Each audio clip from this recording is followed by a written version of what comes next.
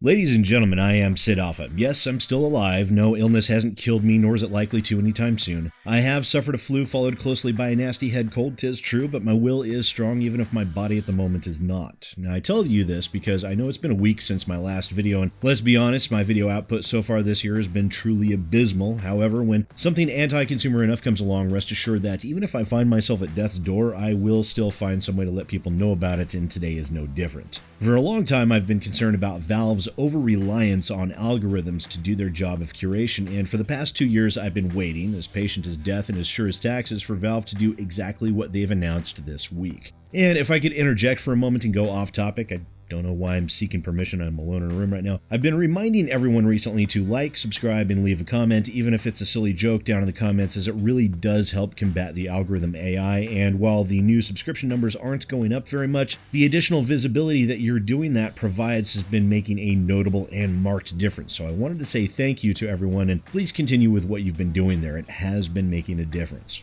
But we're here to talk about Valve, so let's get to it. Now, as always, I would like to run through the facts before I offer up my opinion and some critique on this particular topic. Links, as always, will be in the description down below. So yesterday, Valve released one of their blog posts discussing changes they're making to the review system that will now directly combat review bombing. Now, before I start laying up bullet points for everyone, for those of you that aren't aware of what a review bomb is, it's when gamers become angry, frustrated, or otherwise disenfranchised due to the statements or actions made by a developer or a publisher.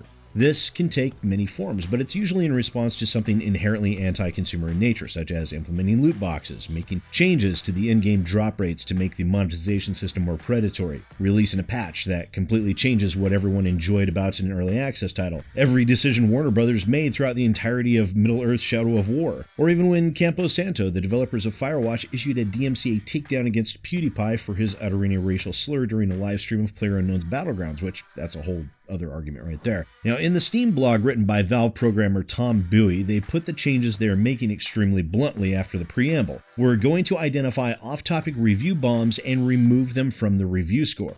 Now, they say in the blog that off-topic review bombs are identified as where players post a large number of reviews in a short period of time aimed at lowering the review score of a game.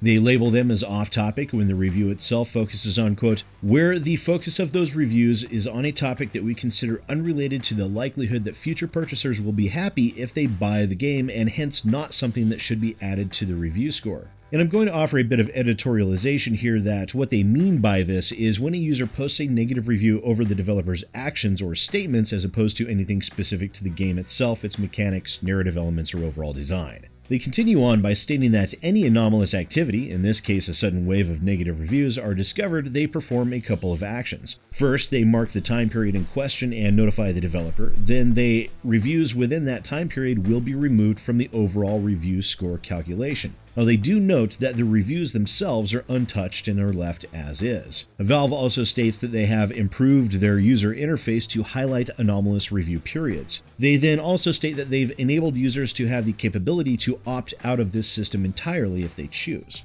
Tom then includes 2 question and answer segments, the first surrounding DRM and end-user license agreement changes to which Valve has determined that such concerns are not a part of the game and have relegated them to off-topic. The second stated question surrounds if someone wishing to post a review within the determined period of a review bomb and whether or not that review would count towards the review score metric, and Valve has confirmed that it will not. And as Valve has stated, they do include a checkbox of a sort for you to be able to opt out of this new review bombless environment, but it is not as simple as they make it out to be. So let's walk through the steps necessary to turn this system off if you would like to. But first, you need to open up your Steam client and then click on Steam in the top left corner. Then you click on Settings. Next, you make sure you're on the Account tab and then click View Account Details in the top right corner there. Then you'll need to click on Preferences in the left-hand column and then scroll down until you see the Review Score Settings category. Still with me? Then you click on Edit Preferences in blue and then choose the Include Reviews from all Steam purchases and review scores option.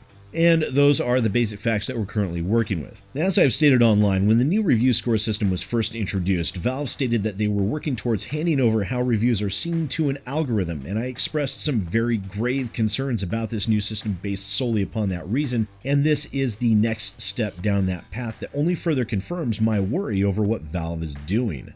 Both Epic and Valve have now stated that they see review bombs as a problem. This is why Epic's user review system will be opt-in for developers, and this is why Valve is now making certain that review bombs have as little impact over game sales as possible. It's a very corporate mentality to take, to make certain that your opinions, your critique, even your outrage over an injustice have no sway over the markets in which they conduct business. It is the antithesis of pro-consumer behavior, and it is not something that I at all agree with. Oh, I know I made wisecracks that the review system on Epic being opt-in was pro-consumer because it let us know upfront who not to buy games from, and while that is an accurate statement, it was not delivered with the seriousness that these topics nor all of you deserve. Now, per Valve and Epic, review bombs are a problem. I disagree. Review bombs are not a problem, they are a symptom of a much larger issue, and that issue, despite what Valve and Epic and all the developers and publishers that agree with them think, lies on the shoulders of the developers and the publishers. When a developer injects predatory monetization into a video game well after launch, you're damn right gamers are going to be angry. When the developers employ shady DRM practices, engage in fake reviews, require acceptance of end-user license agreements that contravene the law, gamers have a right to be angry. When a developer is silencing criticism in the discussion threads, banning people from speaking out over an injustice, and making certain that they're able to hide from legitimate criticism, then gamers are literally left no other recourse than to express themselves through the user reviews, and if it gets to that point, it absolutely should weigh on the overall impression of the game. If a game's score is affected by a review bomb, then it warns other gamers who might not otherwise be aware that there is a problem here that is not being addressed. And now, Valve is actively working against even that method of gamers having a voice to protect other gamers against the predations of unscrupulous developers and publishers. Especially considering when they first announced this new system, it was with the expressed intent that they would use an algorithm to tailor the user reviews that you see based on your preferences. This system of manipulating the data surrounding user reviews I find to be absolutely appalling. It's terrifying, especially given the fact that we have been presented with issues surrounding predictive algorithms and they're being directly manipulated in order to control the flow of information at every turn. And make no mistake, that is where we're going with these user reviews.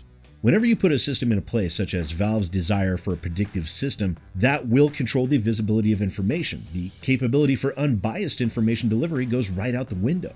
Do you think Valve is going to be altruistic in their goals here? Do you think they will keep your best interests at heart when they have a tailor-made system to help limit damage to potential profits at their fingertips? I certainly don't, and I think that anyone that does believe that to be naive at best. Can review bombs cause a problem? Yes.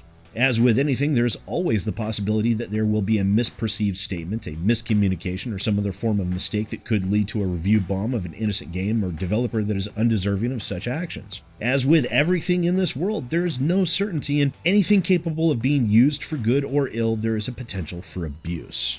That is not in dispute. However, such an eventuality is vastly outweighed by the benefit of gamers being able to call out developers and publishers when their actions are deemed to be too egregious to be acceptable. Review bombs, despite what Valve and Epic Games believe, are legitimate critique, if not of the games themselves, then of the developers' actions surrounding the game.